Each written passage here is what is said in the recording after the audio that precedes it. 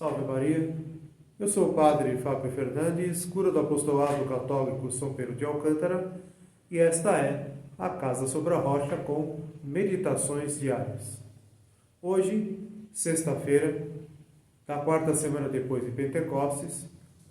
tiramos do Evangelho do domingo um ensinamento em especial,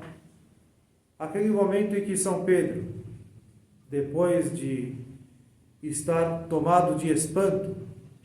pela pesca milagrosa que acabara de fazer, toma uma atitude de se prostrar diante do Senhor, reconhecendo sua condição de pecador. E ouve do Senhor, então, justamente por isso, pela atitude de São Pedro, como uma atitude interior, uma atitude de fé, Nosso Senhor, então, dirige a ele aquelas palavras que designam a missão de São Pedro. Pedro, a partir de agora, serás pescador de homens. De forma, então, que Nosso Senhor aponta com isso que agora a abundância da pescaria não será mais a de peixes. Agora a abundância da pescaria será de almas. E realmente, se apenas contarmos os santos que passaram pela história da Igreja, na lista dos canonizados, e ainda mais, a lista daqueles que estão no livro da vida, no céu, na eternidade, um número incontável, como diz o livro do Apocalipse. Esta multidão, como uma pesca milagrosa, realiza então a profecia de Nosso Senhor, de que São Pedro e seus discípulos seriam, e os outros apóstolos, seriam pescadores de homens, pescadores de almas. De forma então que Nosso Senhor concede esta missão a Pedro de salvar as almas. De forma então que a Igreja, durante toda a sua história, ela é uma verdadeira pesca milagrosa, que com a graça de Deus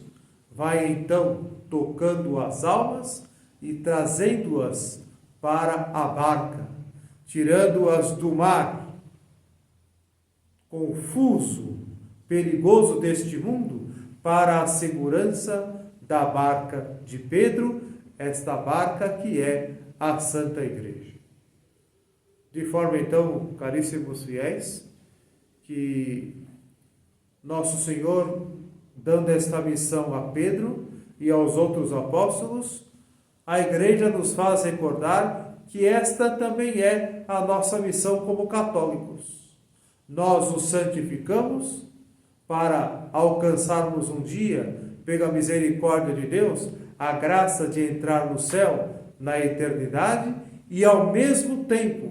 nós exercemos o nosso apostolado junto às almas para salvá-las do mar deste mundo, cheio de perigos e cheio de riscos para estas almas, e assim trazê-las para a barca da Igreja, para a barca de Pedro, para então salvar essas almas de todos os perigos e para que elas então encontrem na Igreja os meios necessários para salvarem estas mesmas suas almas.